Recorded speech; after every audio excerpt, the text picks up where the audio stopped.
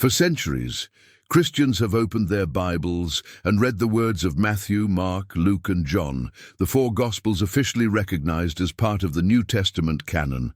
These accounts have shaped not only personal faith, but also the trajectory of entire civilizations. And yet, quietly lingering in the background, there has always been the whisper of something missing, an ancient voice echoing from the deserts of Egypt, carrying sayings of Jesus that never made it into the pages most of us know.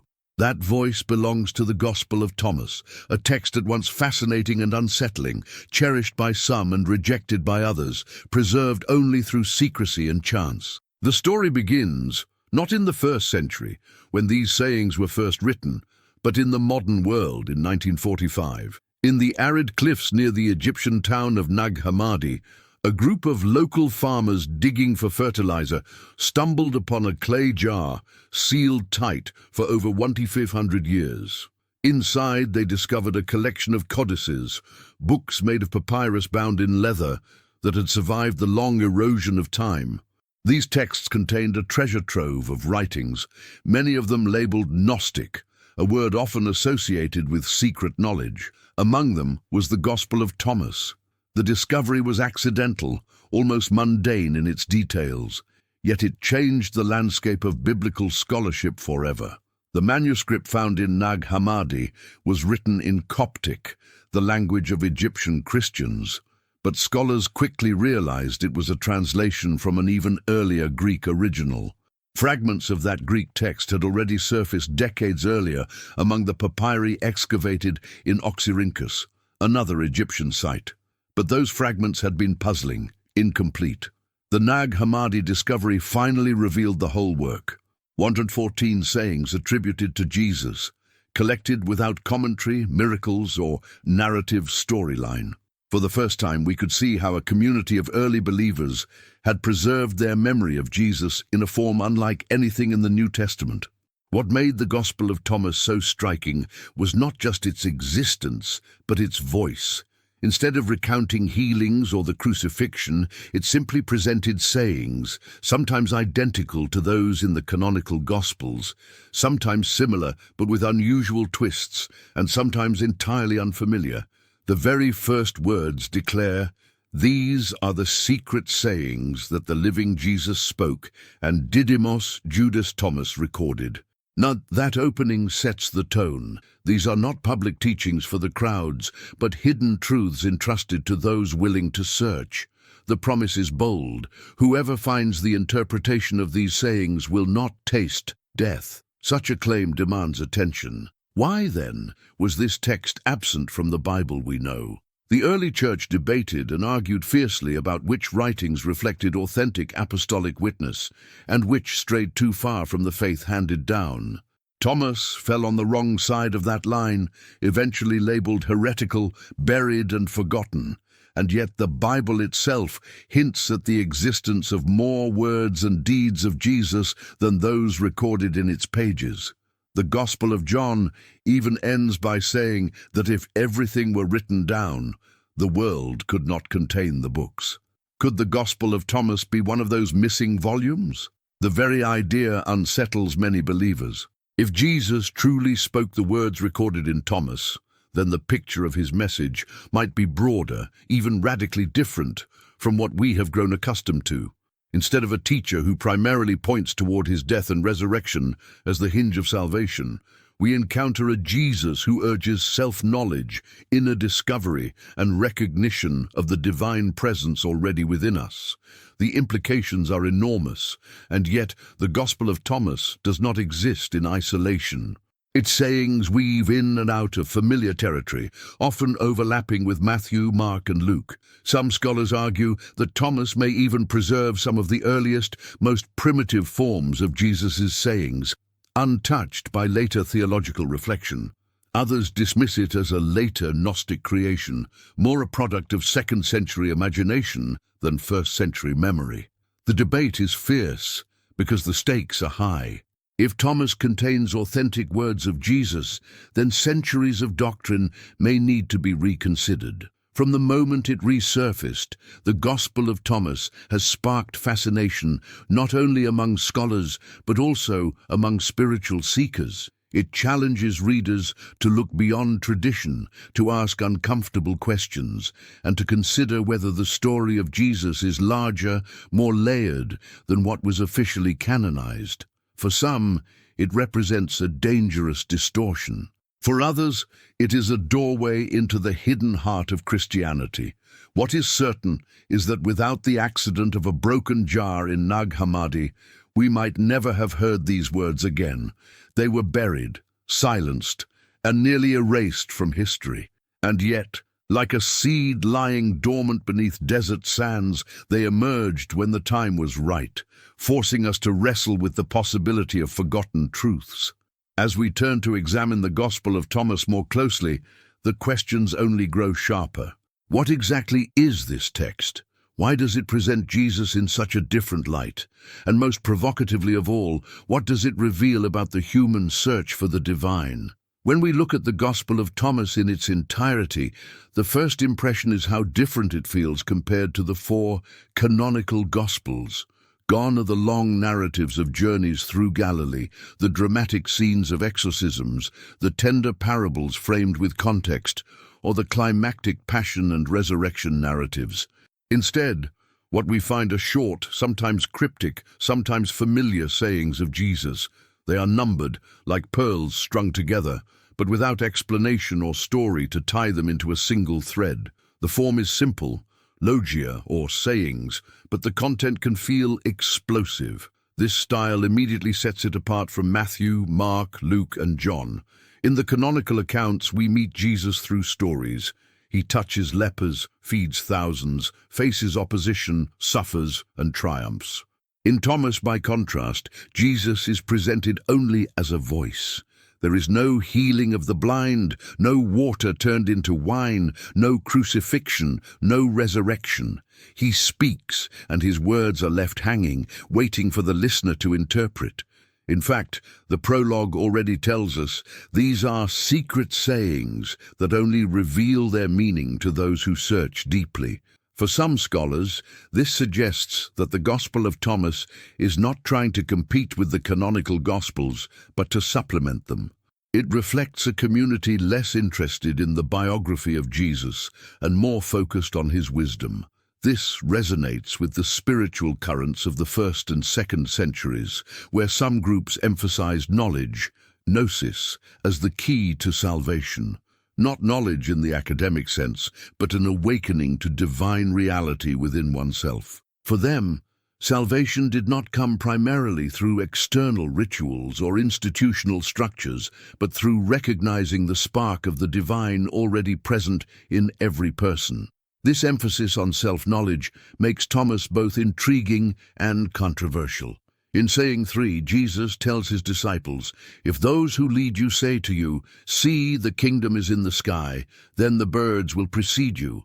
If they say to you, 'It is in the sea,' then the fish will precede you. Rather, the kingdom is inside of you, and it is outside of you." These words challenge the reader to stop looking outward for the kingdom of God as some distant reality, and instead to perceive it here and now, in the fabric of existence and in the depths of the self. It is no surprise that such a message clashed with the developing orthodoxy of the early church. A teaching that emphasizes inner discovery could easily undermine institutional authority. If the kingdom is within, then who needs priests to mediate, councils to decide, or elaborate hierarchies to dictate? The Gospel of Thomas points to a radical intimacy between the divine and the human, a relationship that bypasses much of the machinery of organized religion. Yet not all of its sayings are so radical. Many echo familiar lines from the canonical Gospels. For instance, saying 9 presents the parable of the sower, virtually identical to the versions in Matthew and Mark. Saying 20 recounts the parable of the mustard seed, again closely aligned with the traditional texts. This overlap has fueled the argument that Thomas may preserve sayings from a very early stage of Christian tradition, possibly even earlier than some written Gospels.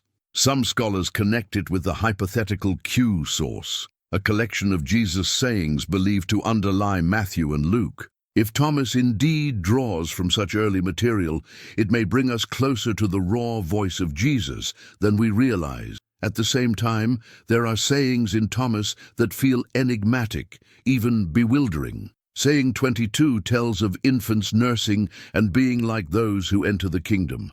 Saying 7 declares that a lion eaten by a human is blessed, but a human eaten by a lion becomes cursed.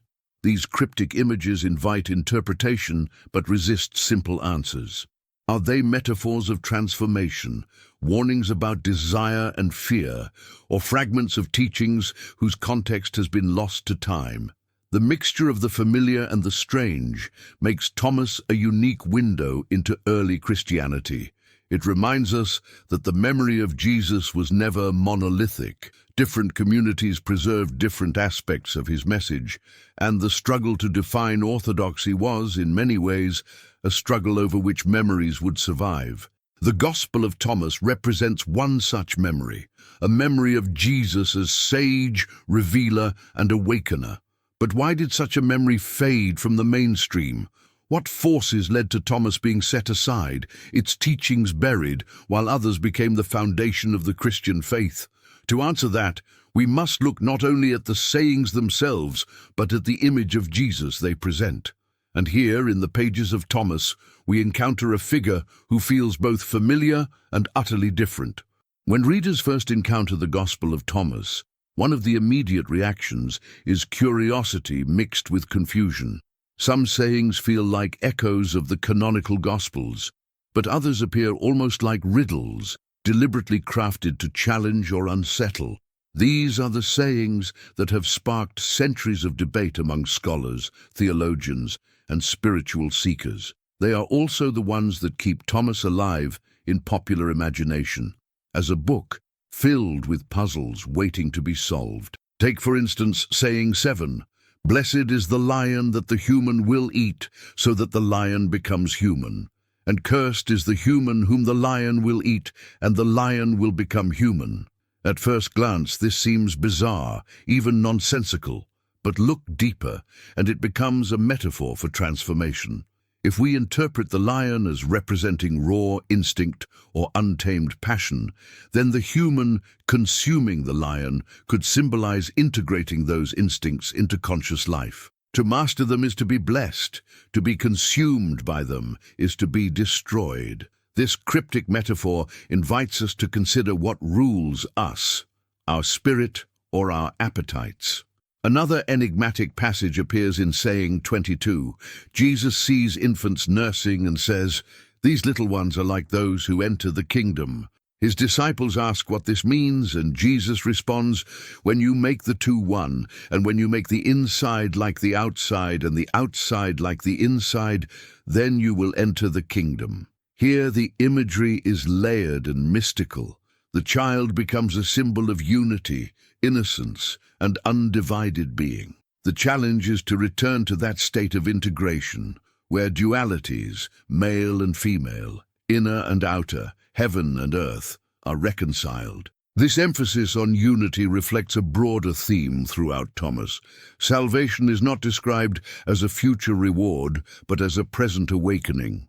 In saying 113, the disciples ask when the kingdom will come, and Jesus replies, "It will not come by waiting for it. It will not be said, 'Look, here it is,' or 'Look, there it is.' Rather, the kingdom of the Father is spread out upon the earth, and people do not see it." This idea that the kingdom is already here, hidden in plain sight, radically shifts the focus of faith from future expectation to present perception.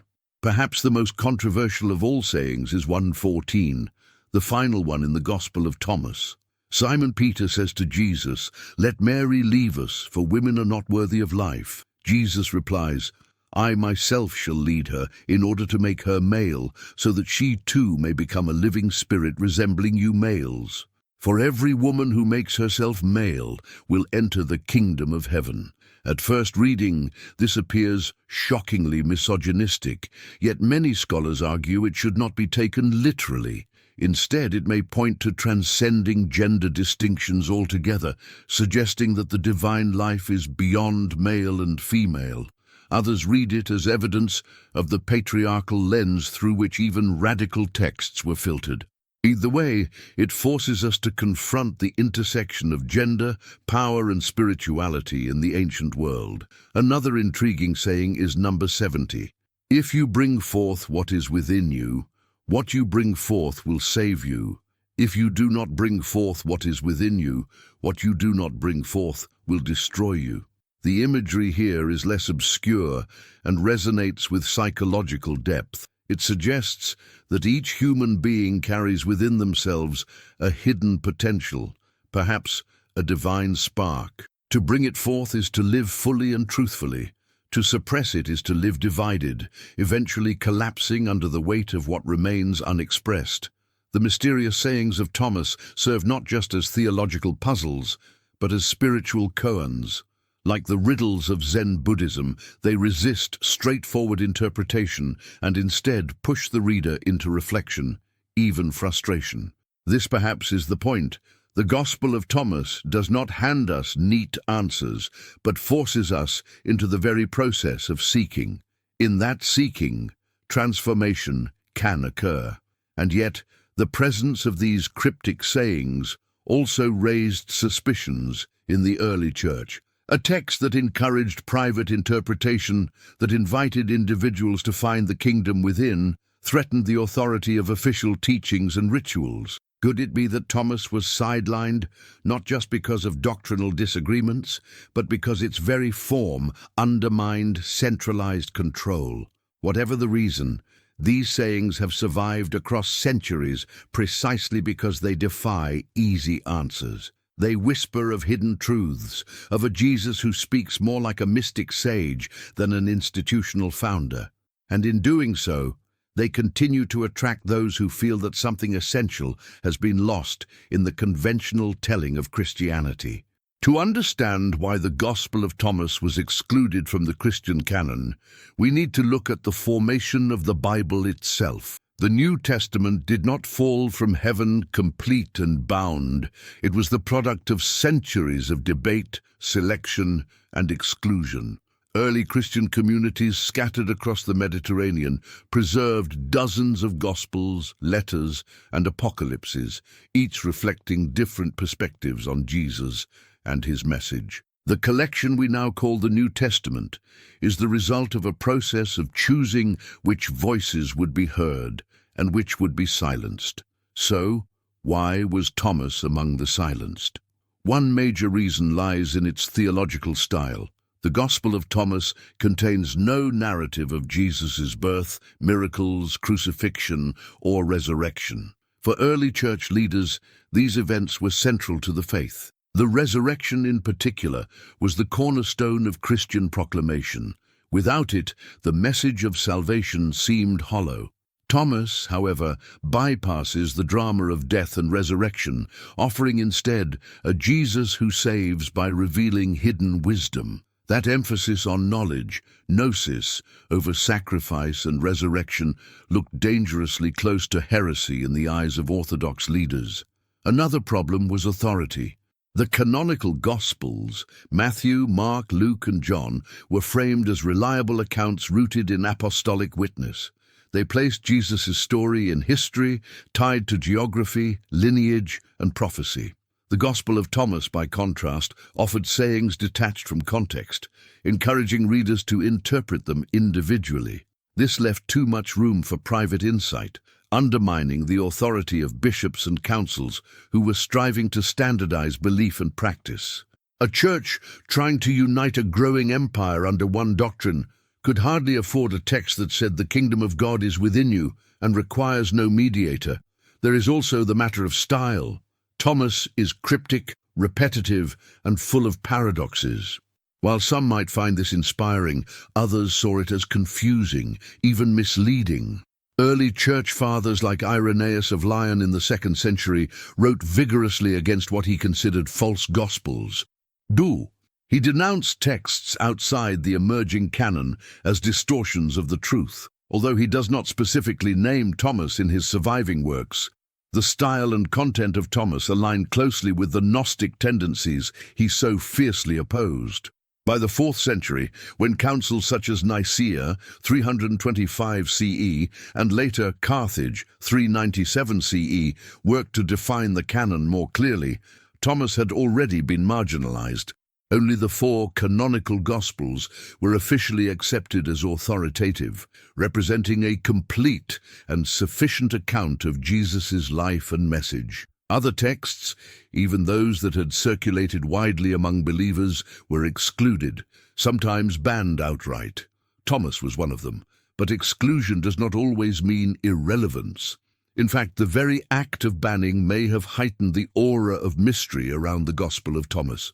When a text is declared heretical, it often gains a second life as forbidden knowledge. In the case of Thomas, its survival in hidden manuscripts, buried in jars and sand, ensured that its reputation would grow. Instead of being forgotten, it became a whispered legend, an alternative voice speaking beneath the surface of history. It is also worth remembering that the canon was shaped by human decisions, guided by historical, political, and theological factors.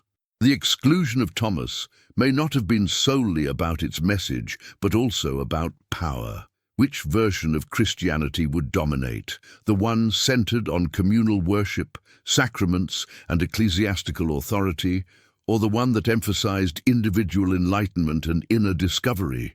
The victory of the first meant the suppression of the second.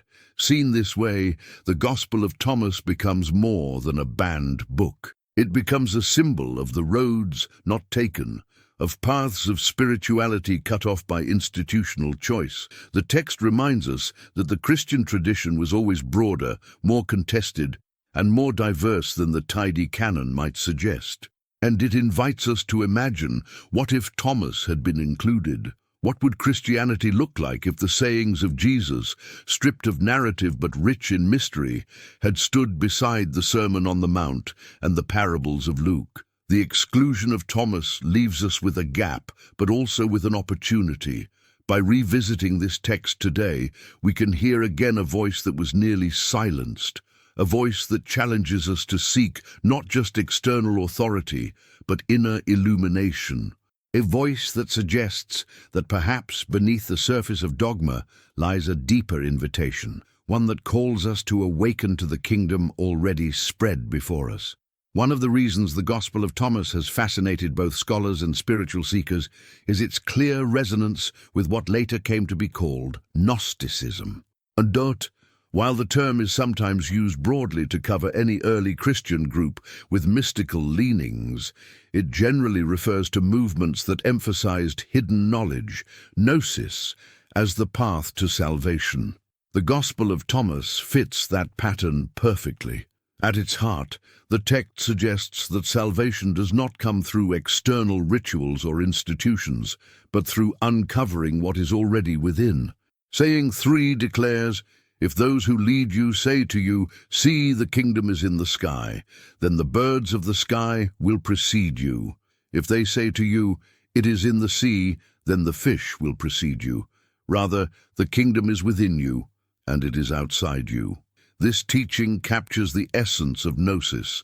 The divine is not locked away in distant heavens, but present, waiting to be recognized within each person. For the Orthodox Church, this was a dangerous message. If the kingdom is already within, what need is there for priests, sacraments, or hierarchies?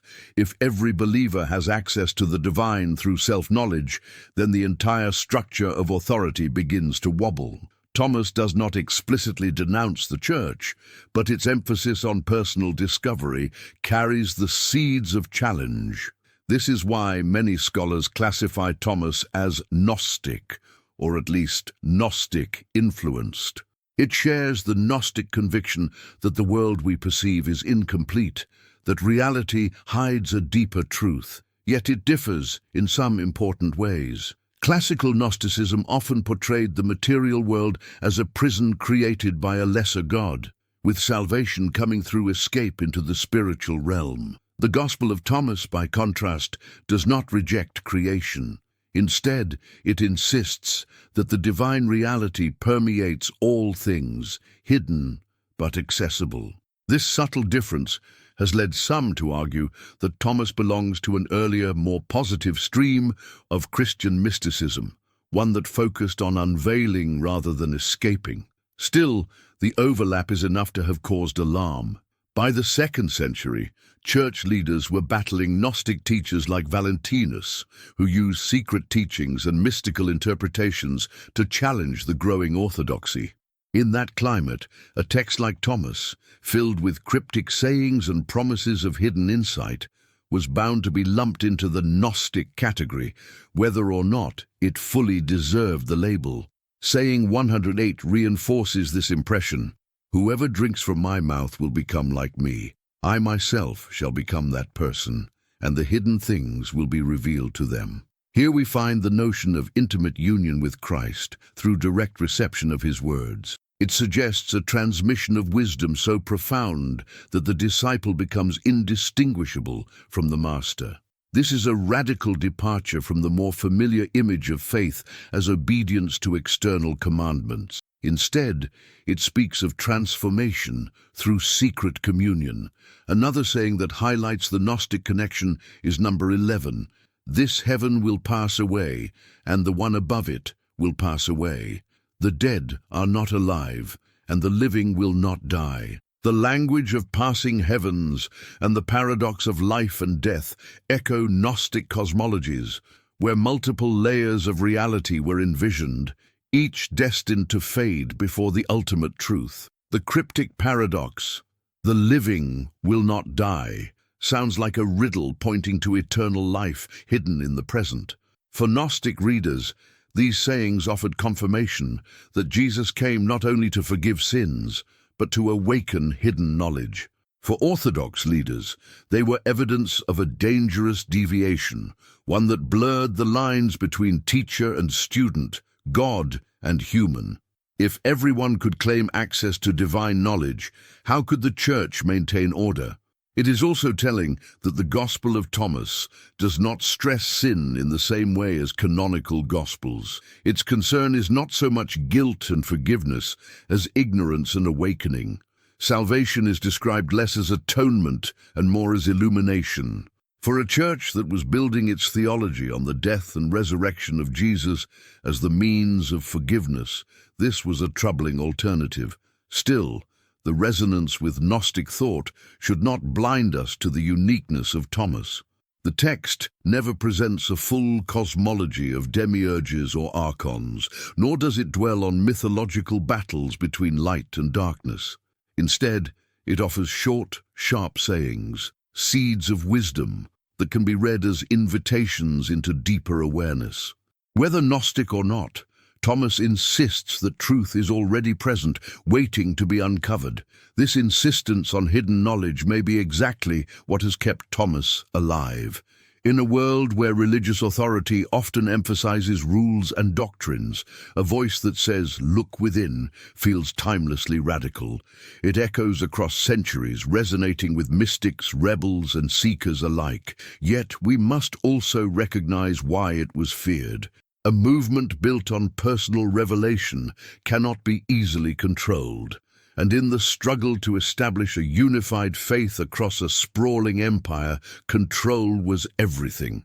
To ban Thomas was, in many ways, to protect the fragile unity of the Church. Even so, the very act of exclusion ensured that Thomas would carry the aura of forbidden wisdom. And as we continue to unearth its sayings, we find ourselves drawn into the same tension that troubled the early Church. Is salvation found in obedience to external structures, or in the discovery of hidden truth within? If there is one thread that ties together the Gospel of Thomas, it is the insistence that the divine kingdom is not a distant promise, but a hidden reality already present. This idea runs through the sayings like a golden thread, pulling readers into a vision of faith that is less about waiting for heaven and more about awakening to the sacred now. One of the most famous lines, saying 1:13, has the disciples asking Jesus when the kingdom will come. His reply is stunning. The Father's kingdom is spread out upon the earth, and people do not see it. To anyone raised on the expectation of a future paradise, this is a shocking claim. It says, in essence, that the kingdom is not something to arrive with trumpets at the end of time. It is here, hidden in plain sight. The problem is not its absence, but our blindness. This mystical approach changes everything. It shifts faith from an external timeline to an inner awakening. Rather than waiting for God to act in history, the Gospel of Thomas calls us to recognize what God has already done in the fabric of existence. Salvation becomes not the reward of endurance, but the discovery of presence. Mystics across traditions have echoed this theme. Christian contemplatives, Sufi poets, Buddhist teachers, all have spoken of enlightenment or union as the unveiling of what was always there. Thomas fits within this universal stream of mysticism, but with a distinctly Christian voice. Jesus is not merely pointing to hidden truth, he is embodying it, inviting his followers to drink from his mouth, to become one with him, to see with his eyes. Saying 77 captures this bold vision. I am the light that is over all things. I am all. From me all came forth, and to me all attained. Split a piece of wood, I am there. Lift up the stone, and you will find me there. Here, Christ is not confined to history or a single sacred place. He is present in every fragment of creation, waiting to be recognized. This mystical Christ is radically inclusive. He does not ask us to wait for his second coming. He calls us to see him now, in wood and stone, in every moment of existence. The implication is both liberating and unsettling.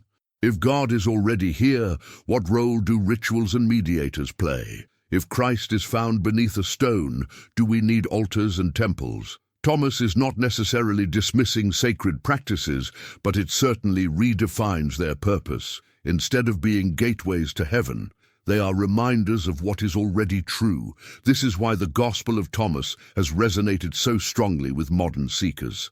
In an age when many people are suspicious of institutions but still hungry for spiritual meaning, the idea of a kingdom within offers a path without walls. It speaks directly to personal experience, bypassing theological debates and pointing straight to encounter. Yet for the early church, this was destabilizing. Christianity was organizing itself into creeds, bishops, and canon law. Authority depended on being the custodian of salvation, the keeper of the keys.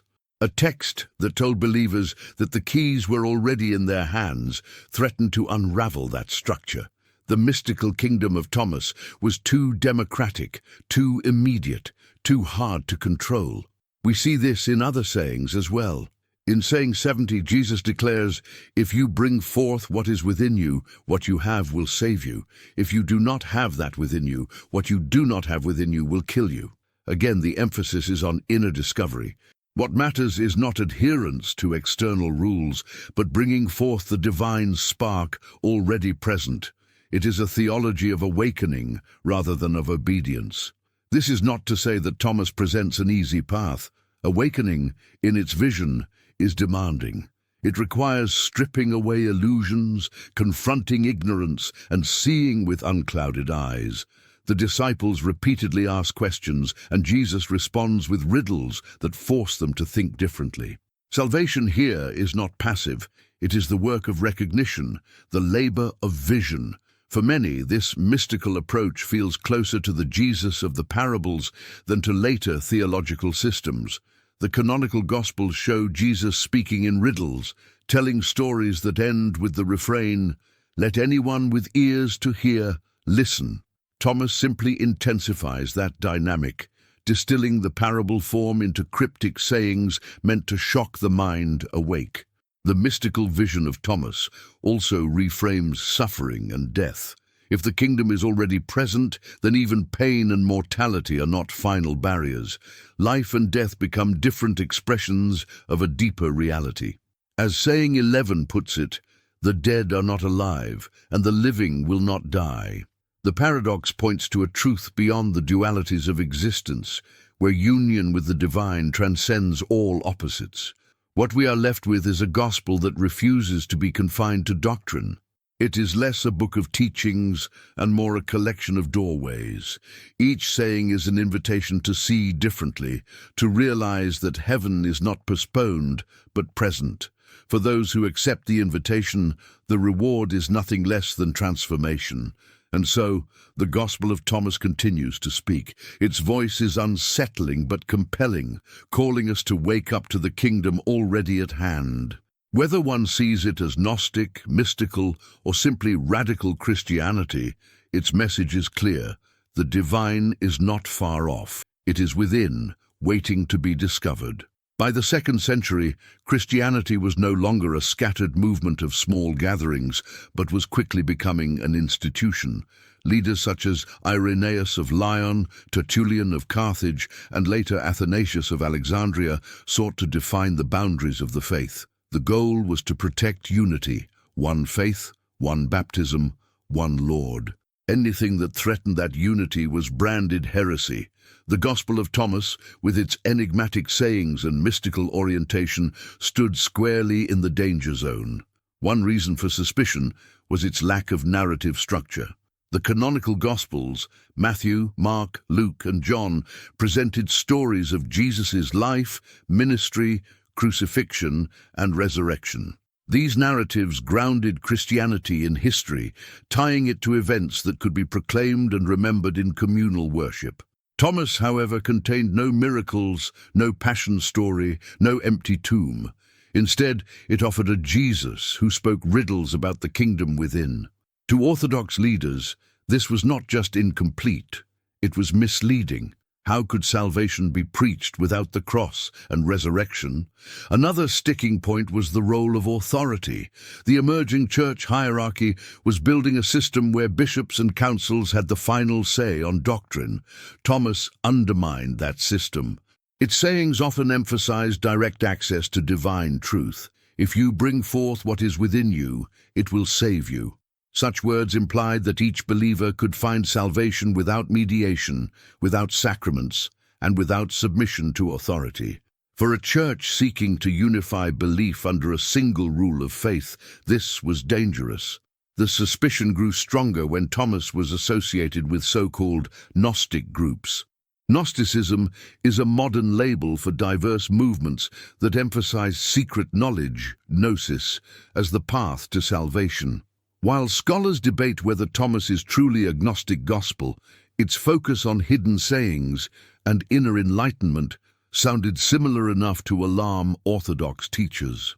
For Irenaeus, who railed against Gnostic texts in his Against Heresies, anything resembling their emphasis on hidden wisdom was to be rejected. Even if Thomas itself does not promote the elaborate myths of Gnostic cosmology, its tone of secrecy was enough to tarnish it. We also see hints of direct critique. In the early 4th century, when Athanasius of Alexandria issued his famous Easter letter listing the 27 books of the New Testament, he also warned against reading other Gospels. While he does not name Thomas directly, the text was likely among those condemned. The exclusion was firm. Only 4 Gospels would be considered canonical. The rest were labeled apocrypha, useful perhaps for curiosity but not for doctrine. But why did the canonical 4 win while Thomas lost? The answer lies in the narrative they supported. The Church wanted a gospel story that proclaimed Jesus as the incarnate Son of God who died and rose again, fulfilling prophecy and offering salvation through faith and participation in the sacraments. Thomas offered no such story. It did not deny Jesus' divinity or resurrection, but it sidestepped them, offering instead a teacher of wisdom who promised that whoever finds the interpretation of these sayings will not taste death. That was not enough for orthodoxy. There is also the political angle. The Roman Empire eventually embraced Christianity, beginning with Constantine's conversion in the early 4th century. An empire needs uniformity. A faith divided into dozens of competing texts and interpretations would be ungovernable. A streamlined canon provided stability, a single story to unify both church and state. Thomas, with its emphasis on individual awakening rather than collective ritual, simply did not fit that agenda. It is important to note, however, that exclusion did not erase the text completely. While it disappeared from mainstream church life, echoes of its sayings survived in other traditions. Some of its teachings parallel canonical verses, suggesting that both Thomas and the Synoptic Gospels may have drawn on shared oral traditions. But where Matthew or Luke gave parables framed with context, Thomas preserved only the bare saying, stripped of narrative. The result is a sharper, more unsettling version of Jesus' words, one that lingers outside the boundaries of orthodoxy. The rejection of Thomas thus illustrates how orthodoxy itself was constructed. The line between truth and heresy was not always about what Jesus said, but about which interpretation best served the growing institution. Canonical Gospels reinforced a theology of incarnation, sacrifice, and communal faith. Thomas represented a competing vision, a Jesus of wisdom, of hidden truth, of immediate access to the divine. In the end, the former won. Still, the Gospel of Thomas continues to raise questions. Was its exclusion a matter of doctrinal necessity, or was it also an act of control? Did the bishops protect the faith from error, or did they suppress a genuine voice of early Christianity that threatened their authority? Those questions remain alive today, fueling debates not only among scholars but also among seekers who feel that Thomas speaks to their longing for a more mystical faith. In its conflict with orthodoxy, Thomas reveals both the diversity of early Christianity and the power struggles that shaped its future.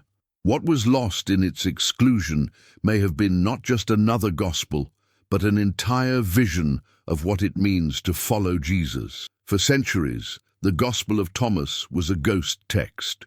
Ancient writers hinted at it, sometimes with scorn, sometimes with vague acknowledgement, but the work itself had vanished. By the Middle Ages, it was all but forgotten in the West. Then in 1945, in the Egyptian desert near the town of Nag Hammadi, everything changed. A group of local farmers, digging for fertilizer in the soil, unearthed a clay jar sealed with pitch. Inside were 13 leather-bound codices, written in Coptic, containing more than 50 texts.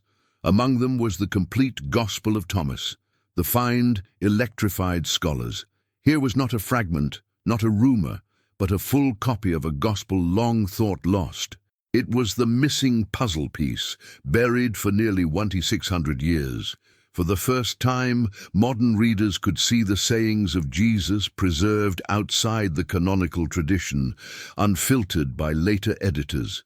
The Nag Hammadi discovery was quickly recognized as one of the most important archaeological revelations of the 20th century, alongside the Dead Sea Scrolls. The initial reaction was one of shock and fascination. Translators worked feverishly to render the Coptic text into English, and by the 1950s, the Gospel of Thomas was circulating in scholarly and spiritual circles. The sayings challenged familiar assumptions. Here was a Jesus who rarely spoke of judgment, who offered no apocalyptic timetable, who instead pointed relentlessly inward. The kingdom, he said, was within you and spread upon the earth. For many, this sounded less like the Jesus of church dogma and more like a universal teacher of wisdom. The impact rippled outward. Scholars debated whether Thomas was independent of the canonical Gospels or whether it borrowed from them. Some argued it preserved an even earlier layer of Jesus' sayings, perhaps closer to the historical Jesus than Matthew or Luke. Others dismissed it as a later, Gnostic distortion. Either way, the discovery forced the academic world to reconsider the diversity of early Christianity. It was no longer possible to imagine the faith as a single stream, flowing neatly from Jesus to the Church. Instead, it appeared as a river delta, with many branches, some embraced, others cut off. Beyond academia, the Gospel of Thomas caught fire among spiritual seekers. In the 1960s and 70s, with the rise of the counterculture and a hunger for mystical alternatives, Thomas found a new audience. Its emphasis on inner awakening resonated with those exploring meditation, Eastern spirituality, and non-institutional religion. The sayings of Thomas began to appear in anthologies, spiritual workshops, and even New Age literature. For many, it offered a Jesus free from dogma, a teacher who spoke directly to the soul. At the same time, Christian theologians wrestled with the text. Some saw in it an opportunity. Perhaps it could illuminate dimensions of Jesus' teaching that the canon preserved only faintly. Others viewed it as a threat, worried that fascination with Thomas might erode faith in the resurrection-centered gospel. The debate itself revealed the enduring power of the text. Even after centuries of silence, Thomas could still provoke, inspire, and divide. The rediscovery also raised deeper cultural questions. Why had such a text been buried in the first place? Was it hidden deliberately, perhaps by monks seeking to protect writings condemned as heretical? Or was it simply lost by chance? The secrecy surrounding its preservation added to the aura of forbidden wisdom. To modern readers, Thomas was not just another gospel, it was a suppressed voice, resurfacing from the sands of history to challenge the official story. In the decades since, the Gospel of Thomas has become a cornerstone of discussions about Christian origins. Entire books have been written on single sayings. Conferences and lectures dissect its relationship to Judaism, Hellenism, and Gnostic traditions. For some, it offers a glimpse of an alternative Christianity, one in which enlightenment, not dogma, was central. For others, it is a cautionary tale about the dangers of straying too far from the core of the gospel. Either way, it cannot be ignored. Perhaps the most remarkable impact of Thomas's rediscovery is how it continues to bridge worlds. It speaks to scholars who parse its Coptic syntax. It speaks to mystics who meditate on its paradoxes. It speaks to ordinary seekers who stumble upon a line like, "Split a piece of wood, I am there," and feel a spark of recognition. Few texts can cross such boundaries. That Thomas does so after nearly 2 millennia of silence is a testament to its enduring power. The modern rediscovery of Thomas has not only expanded our knowledge of early Christianity, but has also reignited the question, what counts as scripture? If Thomas had been included in the canon, how differently would Christian history have unfolded? And now that it is back in circulation, will it subtly reshape faith again? The questions linger, reminding us that the story of Scripture is never fully closed. The rediscovery of the Gospel of Thomas is not only a matter of archaeology or academic curiosity, it is also a living question for believers, seekers, and skeptics today. What does this Gospel mean for faith in the 21st century? How does it reshape the way we think about Jesus, spirituality, and the boundaries of tradition? For some, Thomas is a challenge. It asks us to hold our assumptions lightly.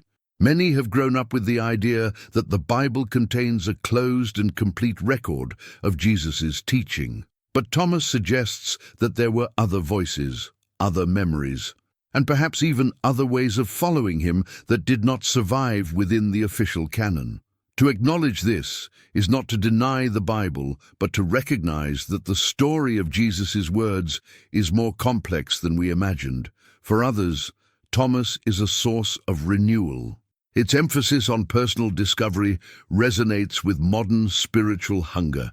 In a world where institutional trust is fraying, Thomas offers a Jesus who calls each person to awaken directly. If you bring forth what is within you, what you bring forth will save you, says one of its most quoted lines. Such sayings cut through the noise of doctrinal debates and speak to the heart. They remind us that faith is not only about believing creeds, but about encountering truth in lived experience. The Gospel also invites reflection on authority. Who decides what counts as sacred? For centuries, church councils and traditions drew the boundaries. But Thomas's survival raises the possibility that wisdom can exist outside those boundaries. Does that mean the canon is flawed, or does it mean that God's truth cannot be confined to any one set of texts?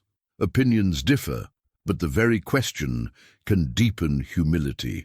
It reminds us that divine reality is larger than any human container. One of the most striking aspects of Thomas is how contemporary it feels. Its focus on inner light, on the kingdom within, aligns with language found in mindfulness, psychology, and even secular philosophy. This does not mean Thomas is simply modern.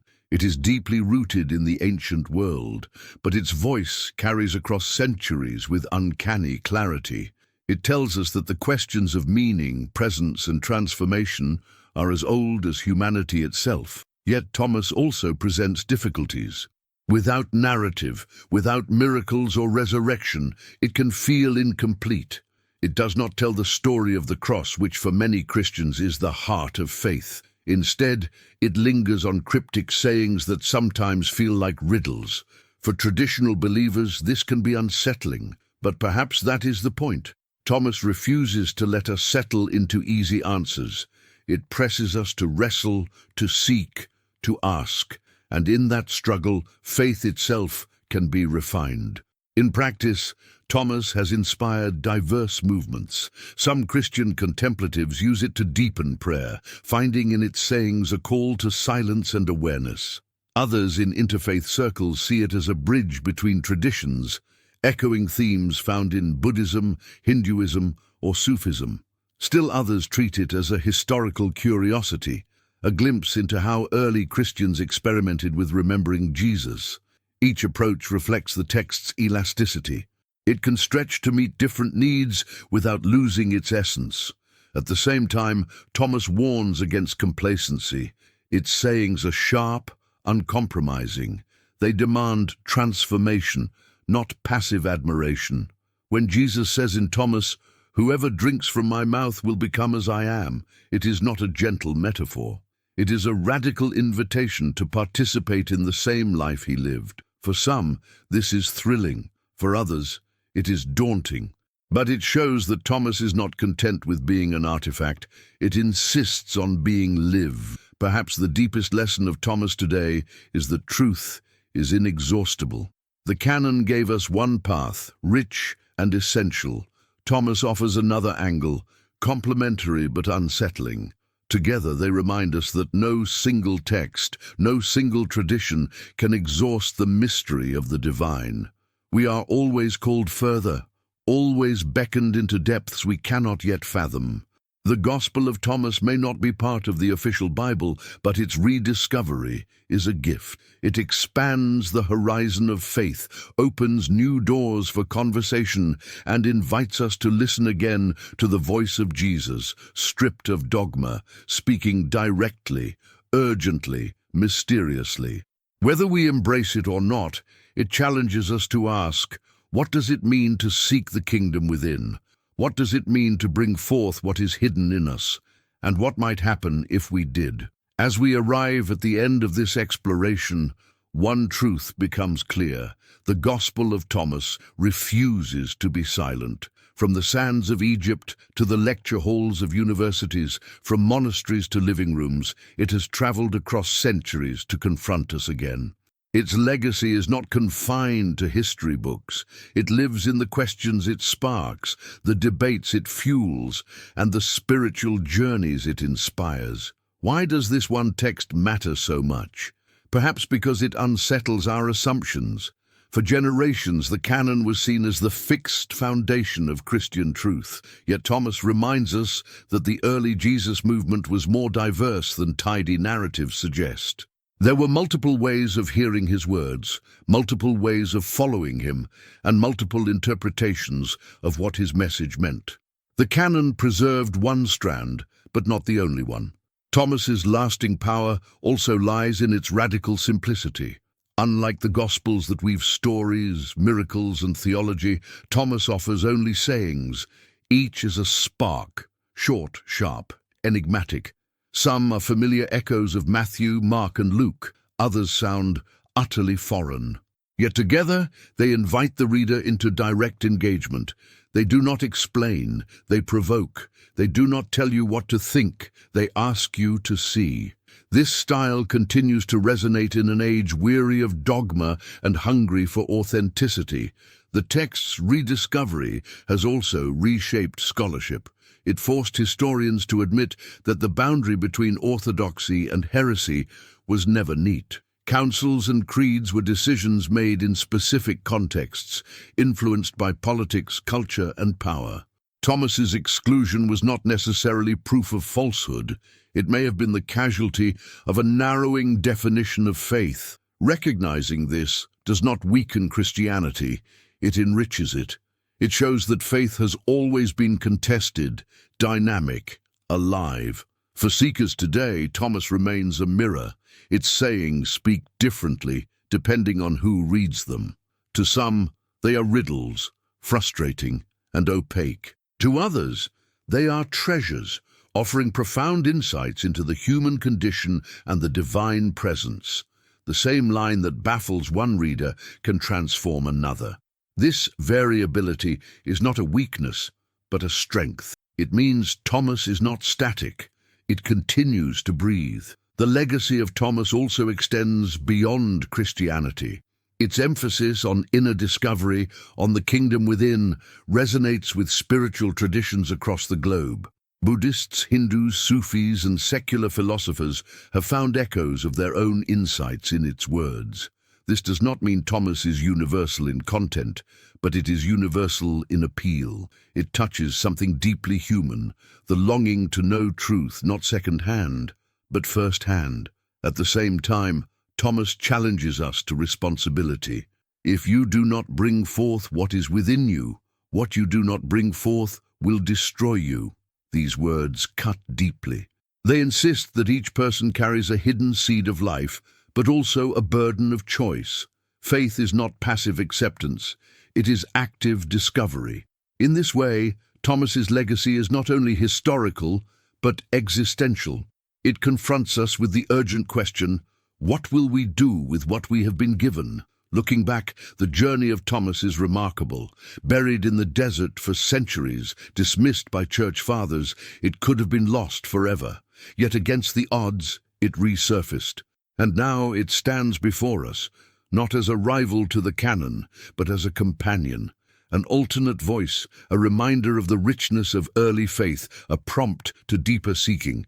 Its lasting legacy may not be that it replaces the Gospels we know, but that it expands them. It widens the horizon. It forces us to ask what else we might have overlooked, what other truths lie waiting in forgotten manuscripts or in the depths of our own hearts. In this way, the Gospel of Thomas continues the work of Jesus himself, not to hand us easy answers, but to invite us into the mystery of the kingdom. As the final words close, perhaps the real question is not whether Thomas should be canon, but whether we are willing to listen, whether we can hold its voice alongside others without fear, whether we can let it do what it was always meant to do, awaken. And so the legacy of the Gospel of Thomas is this: a text once buried, now alive, a voice once silenced, now heard, a gospel once forbidden, now rediscovered. It calls us not to debate endlessly, but to live differently, to look within, to bring forth what is hidden, and to recognize that the kingdom, as Thomas dares to say, is already here.